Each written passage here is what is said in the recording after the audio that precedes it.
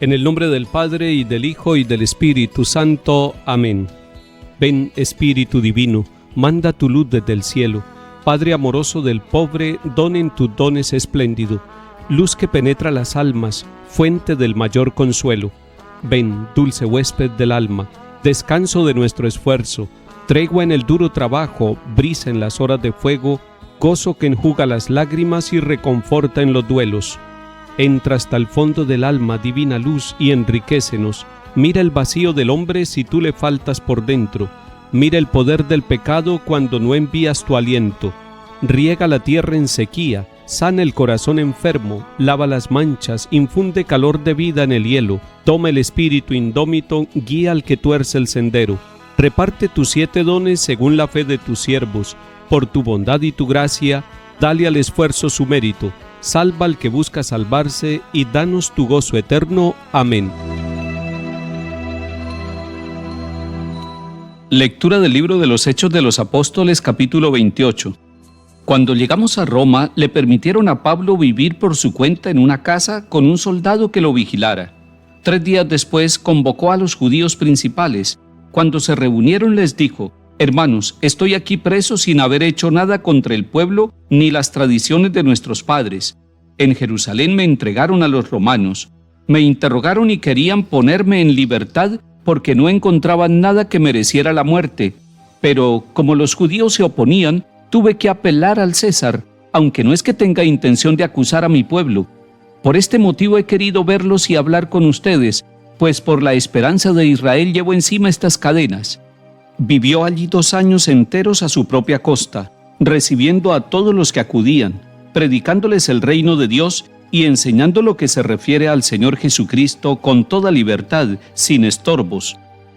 Palabra de Dios, te alabamos, Señor. Durante el tiempo de Pascua hemos leído con alegría, con mucha fe, el libro de los Hechos de los Apóstoles. Hemos seguido a Pablo. Ahora Pablo ha sido enviado a Roma. Ha llegado hasta allí porque apeló al César. Estaba casi condenado a muerte y él, previendo la situación, pidió que fuera juzgado en Roma y por eso es trasladado desde Jerusalén hasta Roma. Si leemos ese capítulo 28 de los Hechos de los Apóstoles, nos encontramos que los judíos habitantes en Roma no conocían mucho de Pablo, no conocían de su misión, de su predicación, de su encuentro con Jesucristo el Señor, que había transformado su vida y que había pasado de perseguir la iglesia a ser uno de sus apóstoles, a ser uno de sus predicadores. Nos cuenta Lucas en este capítulo 28 que no conocían mucho de Pablo. Él aprovecha para darse a conocer, pero además, lo que él quiere es que conozcan a Jesucristo. Está preso, pero está cumpliendo la misión. Está hablando primero con los judíos, los de su raza. Está hablándoles de Jesucristo, está hablándoles del reino de Dios, está refiriéndoles todas las maravillas que Dios realiza en aquellas personas que abren el corazón al Evangelio, a la buena noticia de salvación. Pero allí entre los judíos hay quienes lo aceptan, algunos pocos, y otros lo rechazan y no quieren escuchar su predicación. Esto sucede en todas partes y esto sigue sucediendo. Hay algunos que reciben la buena noticia y otros que cierran la puerta y la trancan por dentro para que no entre el Evangelio. Pablo, en los 2 años que vivió allí antes de su muerte, él va preparando también la apertura de la iglesia para que se convierta en católica, la apertura de la iglesia para que se convierta en iglesia universal, en familia de todos, porque al ver el rechazo de aquellos de su propia raza, los judíos, empieza también a predicar a los romanos, es decir, a los paganos habitantes en Italia y en Roma. A ellos también los va evangelizando y de esta manera Pablo va sembrando la semilla del evangelio allí. Recordemos también, y lo sabemos por otros textos bíblicos y por la historia de la iglesia, que Pedro también concluye su misión, su tarea en Roma. Pedro y Pablo han muerto allí. Pedro y Pablo, los 2 fundamentos de la iglesia, han llegado hasta la ciudad de Roma, y desde Roma se fundamenta aquella visión apostólica y católica. Apostólica porque la iglesia se fundamenta en la vida de los apóstoles, y católica porque se abre a la universalidad, y desde allí empieza una historia de salvación. No quiere decir que la historia de la iglesia sea una historia perfecta.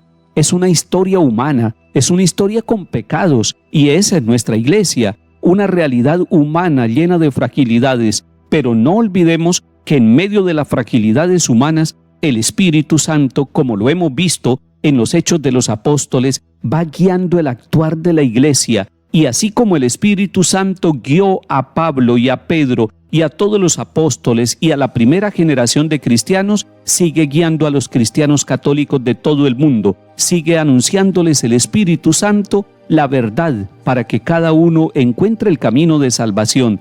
El Espíritu Santo va suscitando en pequeñas comunidades, en parroquias, los dones y los carismas para que hombres y mujeres puedan sentirse miembros del cuerpo de Cristo, del pueblo de Dios. Es el Espíritu Santo el que sigue conduciendo la misión de la iglesia. Es el Espíritu Santo el que sigue guiando al sucesor de Pedro, el Papa Francisco, y es el Espíritu Santo el que a través de los sacramentos sigue alimentando y santificando la vida de las familias y de todos aquellos que, siguiendo el camino que inició Pablo con su predicación, recibimos el Evangelio con un corazón humilde, agradecido y alegre, y somos capaces de comunicarlo a los demás con nuestra vida.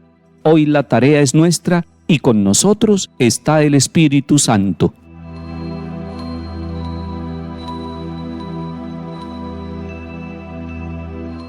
Salmo 10. El Señor está en su templo santo, el Señor tiene su trono en el cielo. Sus ojos están observando, sus pupilas examinan a los hombres.